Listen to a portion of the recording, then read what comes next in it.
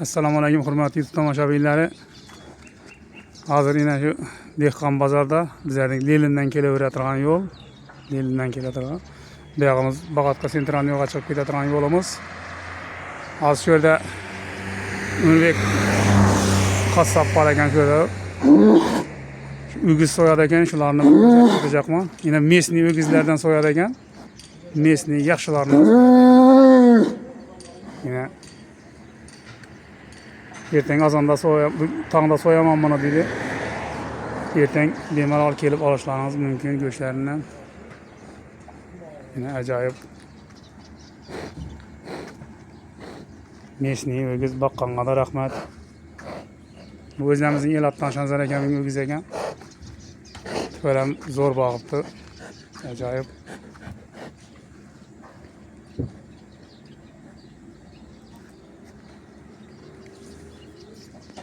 Go'shti 105 dan satamiz xudo xolasa deb turibdi.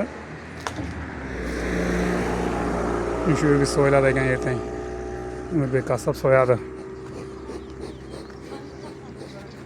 Bunun bu yoqdan shunday istalovlari, qassobxonalari bor edi. Hozir ulardan bir qadar ko'rsatib o'tamiz.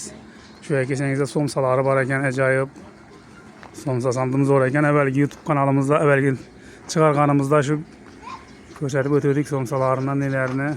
Arzon ham sifatli, bir ajoyib etib netadi ekan, sotadi ekan. Yine qassobxonalari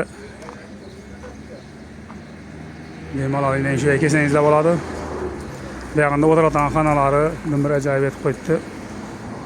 Arzon ham sifatli. Şimdi o'gizlarni so'yib, o'zi tayyorlaydi ekan hamma narsasini. Burada balıklar ham bor ekan. Balıklar ham ajoyib.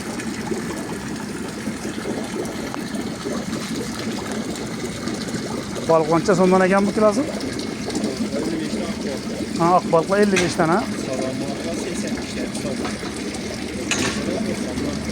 Ha, 85 tane. Ajoyib yine balıklar. Ha, yovvoyi balığa. Yovvoyi balığa ekan. Mening berdiğim somsa yovib turibdi. Somsalaridan bir ajoyib ekan.